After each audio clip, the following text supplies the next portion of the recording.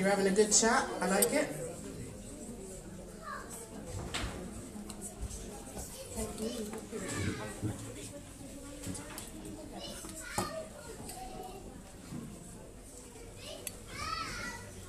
So now, our next speakers are the Turrell-Brown family.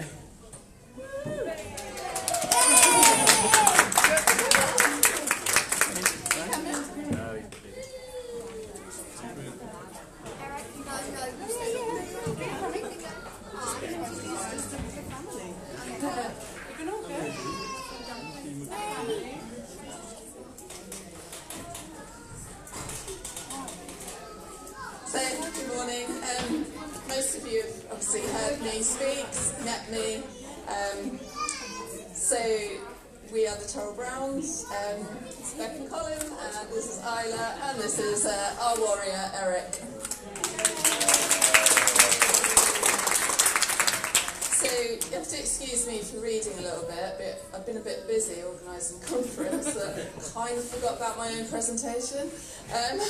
So we're here today really to share an insight into our lives as parents of an IA child, our journey, our ups, our downs, the impact particularly on us as parents and our relationships with others and with ourselves basically. So I'll hand you to Colin.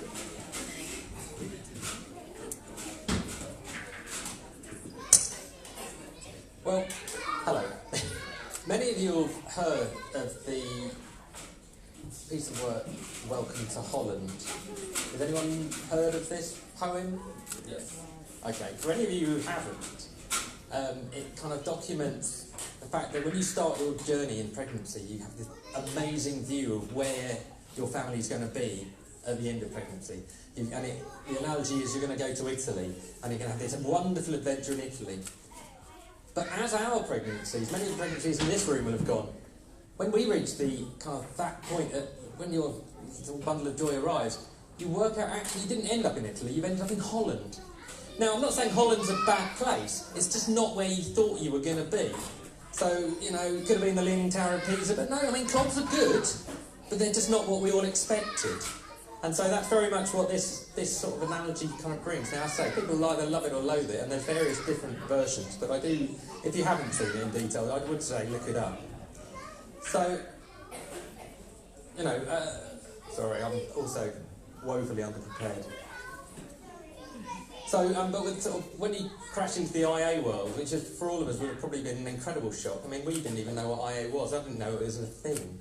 Now, when we were told that Eric was born without an anus, we were just like, I'm sorry, without a what? And so we then embarked on this journey of learning an entire new language, becoming kind of almost medicalised in our own way. So I'll kick off our kind of story. And so Eric was born by C-section at 42 weeks at our local hospital. Following his birth, Beck suffered a massive hemorrhage and was rushed back into theatre. So I was really left holding our baby. I was just completely shell-shocked. We thought everything was reasonably calm. It just wasn't. Over to Beck. So once I was safe, everyone had forgotten about Eric, really. No one had reviewed him, or they had reviewed him. They forgot to look at his anus. And 36 hours later, after much moaning from me, whilst being very much bedridden, and saying, my baby's not pooed. My baby's not pooed, every time someone walked in that room. My baby then started getting very red, very blotchy, very swollen, and very grumbly. But he was also breastfeeding very well, so filling up rather a lot. And at 36 hours old, they held him up and showed me his bottom and said, he doesn't have an opening. And I remember clearly thinking, well, bloody make one! I don't know how I thought they were going to do that, but just make one. He needs to poo. And then from that moment, they told me, hug him, we're taking him away. And I said, what do you mean you're taking him away? And they said, we cannot look after him at this hospital. We'll take him to a tertiary hospital. A tertiary what? What hospital? I had no idea what they were talking about. I haven't been to sleep for 3 days, and I guess most people in this room have got a similar feeling and understanding of what that's like. So Eric was transferred by ambulance to Oxford Hospital. I was also transferred by separate ambulance to Oxford Hospital, and Colin took himself. And so obviously for us, Oxford Hospital's 40 miles away. We already have another child who was left at home with family.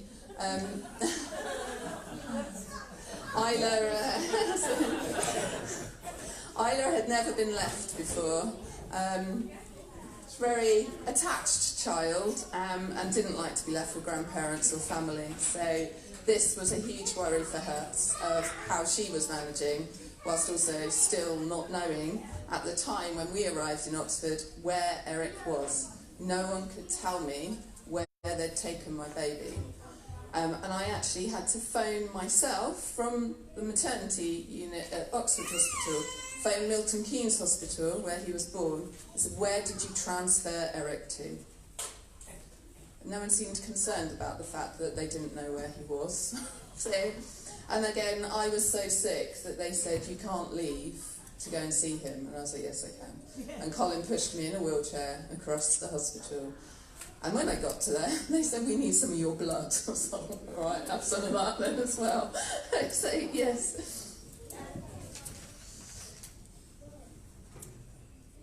So, yes, I have always been absolutely terrified of hospitals, terrified of ambulances. As a child, if I heard an ambulance, it was it. Someone was going to die, everything, the world was falling apart around me. Couldn't cope. Anxiety has always been really high in my life.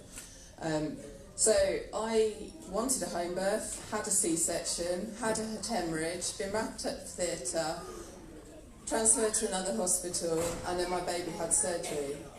And I had to then look at him and look at that stoma. And I was petrified, but he was my baby. And the only thing I really wanted to do when Eric was born was master breastfeeding, because breastfeeding had been a very difficult journey with Isla. And that was all I was focused on. So when I picked Eric up, I couldn't feed him because he'd had a stoma. But because he had fed for 24 hours, he wanted to feed. And so to me, the analogy I say, it's like putting an alcoholic next to a pint and saying you can't have it. So I felt like I couldn't pick him up because every time I picked him up to cuddle him, he was rooting and wanted to feed. So it was this real mixed feeling of wanting to, give your baby a cuddle. But anyway, all these, as you all know, all these traumas that all these steps you've gone through, they have a massive impact on your own physical and mental health. So back home, we had the joy of being a family of 4, and thankfully it was the summer months, which obviously lift most people's moods. So breastfeeding was well established, and Eric was actually one of the easiest babies, especially compared to this delight. Isla wasn't a sleeper, she didn't do sleeping. So Eric, despite having a stoma, despite having what felt like a really rough start, was an absolute delight. He fed, he wasn't fussy, he went to sleep, he woke up, he was hungry. He'd get covered in poo, he'd change his bag, it was alright. I was like, okay, it'll be okay. But always in the back of my mind, I knew he was going to have another surgery. And I couldn't let go of that. I kept telling myself, enjoy your baby. He's still a baby. And it's that, back to Chris says, the IA doesn't, the IA doesn't define you. It doesn't define your baby. So, yes, so that was tricky. Sorry, bear with me. So yes, Eric's always been a happy, smiling boy. He's loved cuddles from anyone that will give them to him. And I use this time to heal myself as well. To take that time and to spend one-to-one time with Isla, with bedtime stories, cooking, games, watering the garden, etc. Isla has generally embraced being a big sister to her baby brother, stoma, and always dealing with the leaking and what we called poo-mageddon. Eric has always shared a bed with us. I have frequently woken up with poo all over me. And Isla would be asking for breakfast or this, that and the other, and I'd be like, yeah, just deal with the poo first, please. So, yes. But as the tests unfolded and we crept further and further towards the next surgery, my anxiety spiked. He was such a happy baby. Why would I take him through that, what we felt and what was told to be an elective surgery?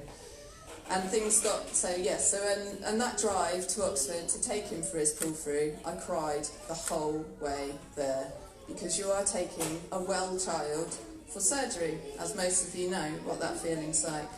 But unfortunately for Eric, following his pull-through, things didn't go so great. And Eric has never peed urethral again. So he weed, as far as we know, normally. And he came out of his pull-through surgery with an SPC and no urethral catheter. They couldn't catheterise him urethral, and he never, as I say, weed again. And he spent the next 4 months in and out of hospital with severe UTIs, many procedures and operations, all involving general anaesthetics. And as you know, taking your child to theatre actually never gets any easier. No matter how strong you think you are and how strong you think you can be for them, it doesn't get any easier. So Eric finally had his reversal at 14 months old, and by this time we were both hyper-vigilant for both Eric's health and well-being, and numerous stays in hospital leading to what we call hospital hangover. So since Eric's reversal, we've had countless battles in getting support for Eric and support for ourselves, getting the right balance in managing his bowel and his bladder. We've had to learn how to do washouts. Eric's first washout was when he was 18 months old in hospital. We then went on to carry these out at home. We were on a cusp of whether he needed to go to theatre to be manually evacuated, is that the right term? But what we managed to do was basically unbung him with twice daily slow, high rectal washout. So these used to take us an hour and a half every time, so twice a day. And then at 23 months old, Eric started using the Peristine pump and has been an absolute star with the Peristine pump, and really has embraced it and now moved on to sitting on a big boy toilet. So, yes, I'll pass you over to...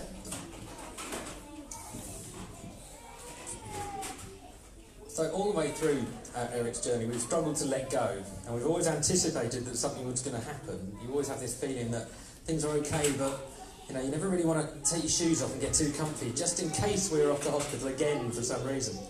So it just felt, we wanted to get on with things, and so we endeavoured to do this as much as possible.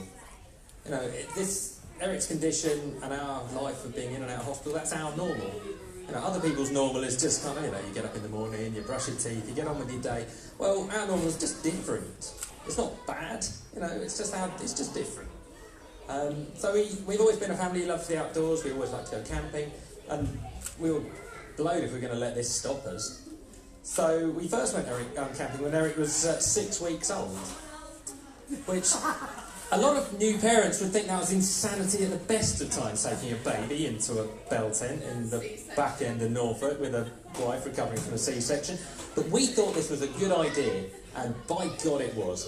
So the second time we went camping, he was 10 days post-reversal surgery. And that was also a pretty good idea. It was the third time we went camping. So the struggles we had there, he had, as Alison had done, sort of explained yesterday, about the kind of sometimes horrendous nappy rash you can get post-reversal. We were dealing with that in a tent near Bath. But it didn't stop Eric from having fun. I mean, he's on a tractor, riding around. Luckily, our little warrior doesn't let many things stop him. He just kind of careers through life and just gets on with it. If you stop and ask him if anything's wrong, he'll generally deny it, even if he's in the worst of pain and doubled over, he's fine, because he's not going to let anything stop him. And so we take strength from that. So, but the impact on us as individuals has been huge. And we've had to work out how to get the balance in our lives. And we can't be super parents with our capes on all the time, but we're trying to deliver everything for everyone. We have to look after ourselves. I like to look after Beck. We need to look after Isla here. We now have a dog to look after as well, because that was a good idea. So we have to take time for the children, for ourselves, for the dog. But the thing we've always come back to is we do have to look after ourselves.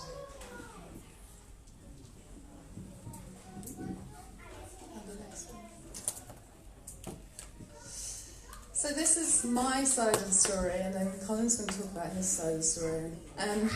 So, as we all know, parenting is hard. It's the hardest thing you'll ever do. But put a medical condition into the mix and you will relentlessly ask yourself, have you done the right thing? Could you do more? Do you know enough? So when Eric was born and everything and my anxiety spiked, I felt none of my friends really understood. And when I did go to speak, the voice in my head would be saying, you're just boring them. Should I tell them? Should I keep quiet? Should I just avoid people? Because I think actually that will be easier. And quite often, that's what I did. For me, the feeling of helplessness and hopelessness kicked in. My focus and tolerance became poor. Sleep became disturbed. And I had planned with Eric to have just 6 months off work. Despite wanting to breastfeed him to full term, Colin had been made redundant during our pregnancy. I'll just point out as well, Eric is our credit card baby. He is an IVF baby. So money was tight. So yes, and I planned to have 6 months off. There was no way I could leave him. Everyone's different, but for me, I couldn't leave him. And I was fortunate enough to be given unpaid leave from work, and I had 20 months off. Bear in mind, every time I went to go back, things changed, and as I say, Eric's had 10 surgeries in his life. And from that, we had to navigate the benefit system. Now that itself is a challenge. If you've never had to touch the benefit system, good luck when you do. So, sorry, but so it's something we'd never had to do before, and I'm very grateful that it's there. Very grateful.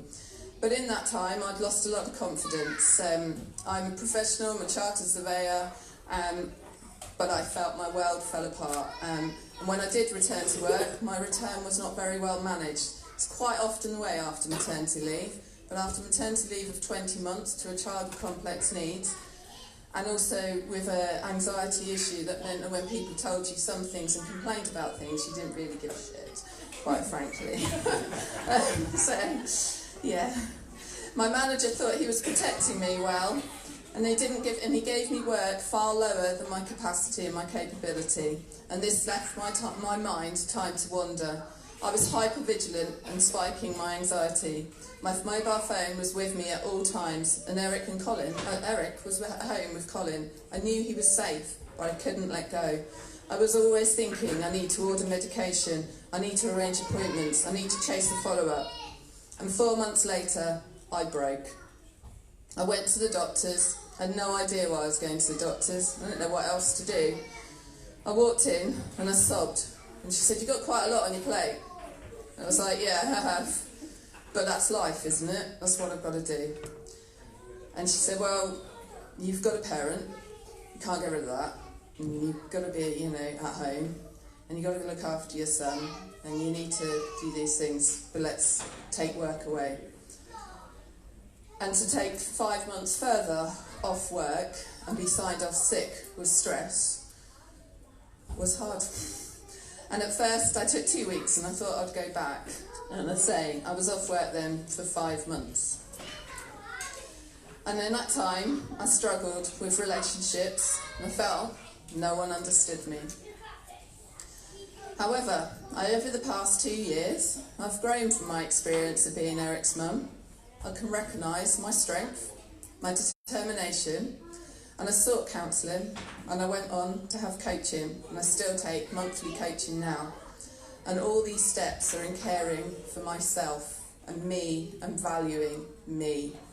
Not just as Eric's mum, not as Colin's wife, not as Annie's mum, and Isla's mum, not as the dog's mum, the daughter that has parents that are elderly and somewhat troublesome. I had to care, I had to respect me, I had to value me, I had to appreciate the grief that I have been through, all the emotions that I have felt. I need to validate them. They're okay, and And I had to appreciate as well how much I'd sacrificed of myself. And I hate saying that. He's my child. You'd sacrifice anything for your child.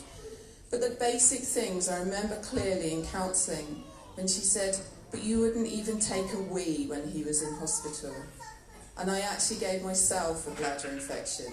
Because if he was asleep on me, why would I get up and move him? He was finally comfortable. He was finally safe. So I didn't go for a wee. Just held it. And I learnt to do that all the time. I didn't take a drink. I didn't eat properly. I wasn't meeting my own needs. And that's what I really want to share with you guys, is that you really need to look after yourselves as parents. So it's impossible to continue being the best you can for your children if your own needs are not met. And from my experience, I ask you, as parents, to look after yourself.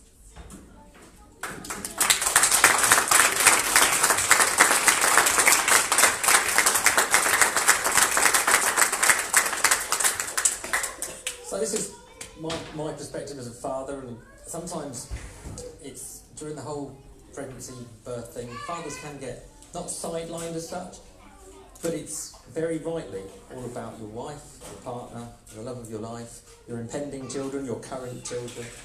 So it's hard to be a dad when there's a new baby arrives, because it is about mum and the baby. And rightly so. You become a supporter, a runner, a porter. Luckily, when Eric was born, I was self-employed.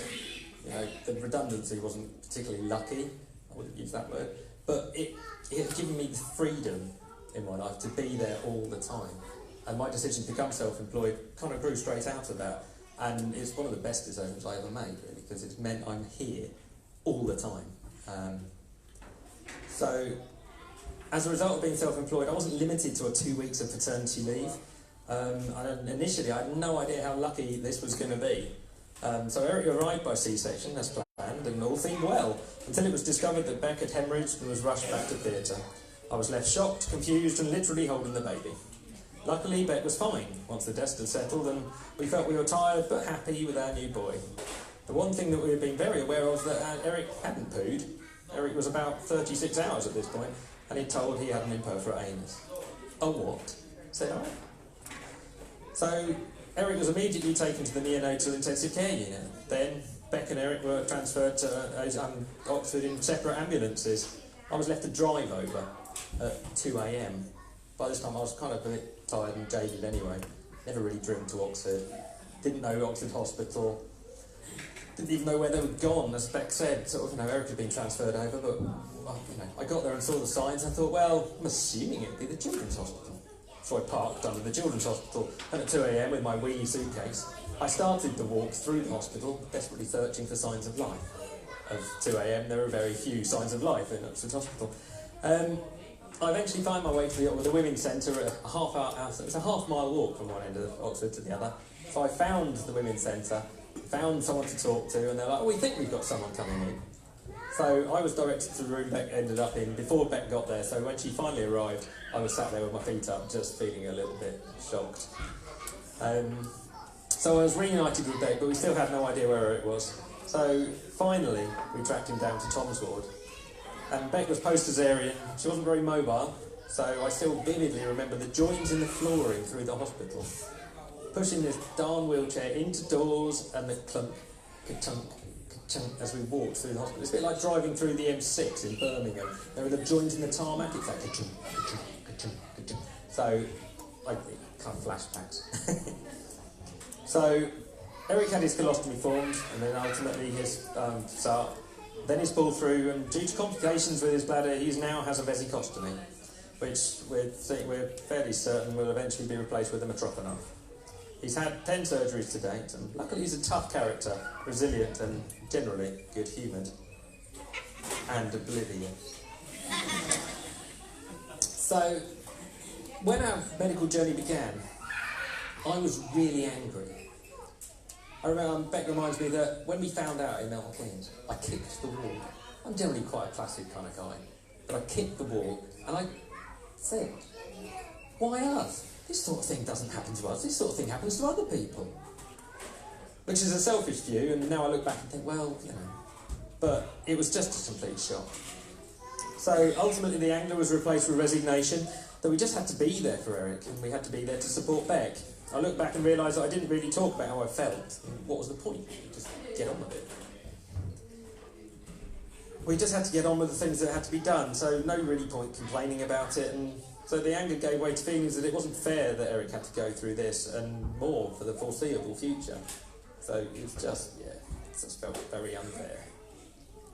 So, but in all of this, as Beck says, you had to think about you, and I needed a release. You know, I wasn't working, I was sort of sporadically working, and you've got to do something, otherwise you're going to pop. So mine turned into running. I'd always been a runner, but I hadn't run for a number of years. So I chose to run, and I chose to run a lot. So in 2017, I chose a challenge to run 1,000 miles throughout the year, which I did. In the middle of that, the high point was I ran from Milton Keynes Hospital to the Children's Hospital in Oxford. Cross-country, navigating through fields of cows, that kind of thing. But I did that to raise money for Ronald McDonald House, who had been a fantastic resource for us while we were at Oxford, the times it was available. The pictures here is the night I got to sleep in my car when it was -4, because I didn't want to leave the hospital. I needed to be there for Beck and Eric. So Beck could always sleep on the ward. In Tom's ward, there's always one bed for one parent. If there's two of you trying to support each other, and the sort of Ronald McDonald House isn't available, you're kind of a bit screwed. There's not anywhere really convenient. Bed and breakfast suddenly open at 11 o'clock at night. So the car was the best option. Luckily, I packed a toasty sleeping bag, and one of the security guards was shining the torch through the window thinking, why is that car so steamy? But the running, it provided balance to the mounting pressures of being the parent to an IA child. We have to balance the role of parent, carer and advocate. And as Beck said yesterday, you can't project manage your child. You're a parent, but you almost sometimes detach yourself from that, and you have to be the project manager, the one banging on the desks, making the calls, chasing people. You know, the NHS is a fantastic resource, but as we all know, it's sometimes woefully underfunded, everyone's far too stretched, so sometimes you just have to push and push and push, and luckily Beck is absolutely bloody marvellous at doing that.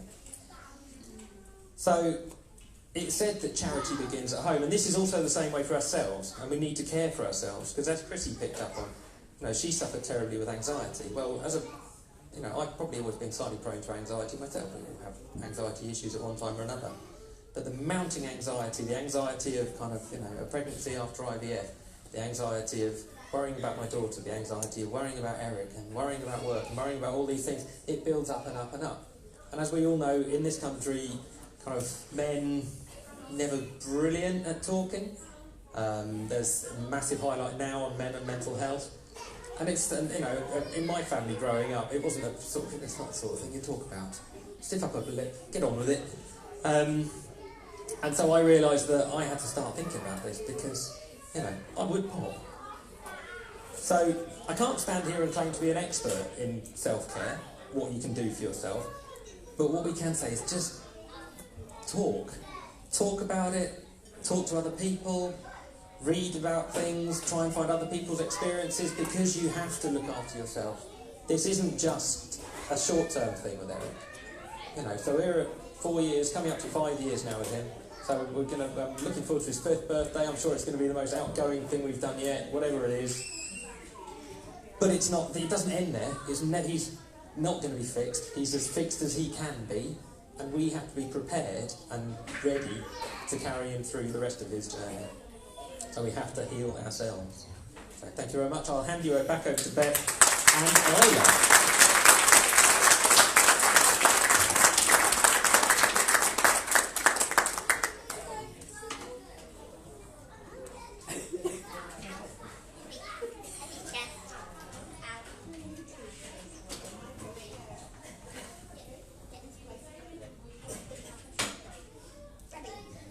Sit down. So Isla wanted to be involved, and she'd like to share with us about.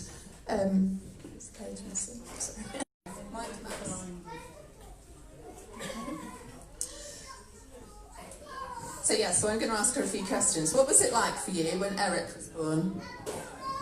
I didn't want a sibling, and I certainly didn't want a baby brother. And what was it like for you when you first met Eric? When I first met Eric, I held him for my first time. He started to wiggle, squirm and cry. I sang him Twinkle Twinkle, and then I had to go because my Uncle Mark and Auntie Tracy were looking after me. The next morning I got told Eric couldn't poo. I was scared and worried, and I didn't know if Mum and Eric would die. And how did you feel when you saw Mum and Eric again at Oxford Hospital? I was happy I could see them again. And I was scared of all the tubes that were on Eric. And then Eric came home, and what was that like for you, Isla? I was happy that everyone was home. I helped care for Eric with Mummy and Daddy.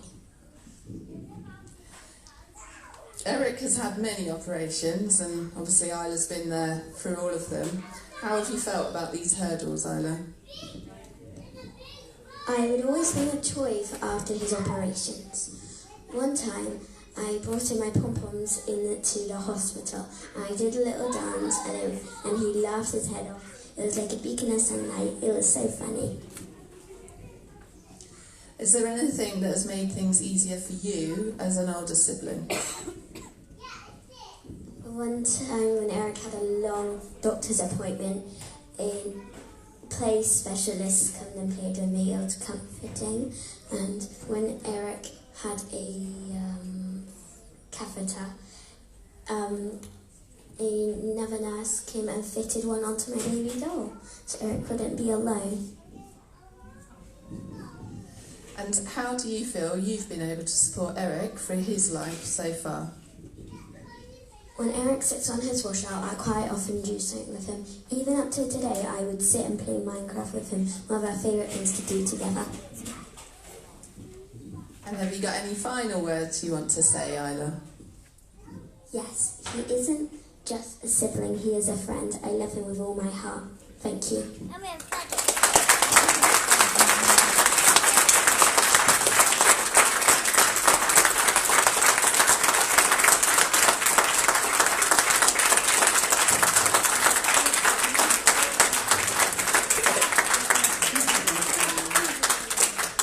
Well, thank you very much. Thank you, Isla. Right then, I believe that Greg would like to say something.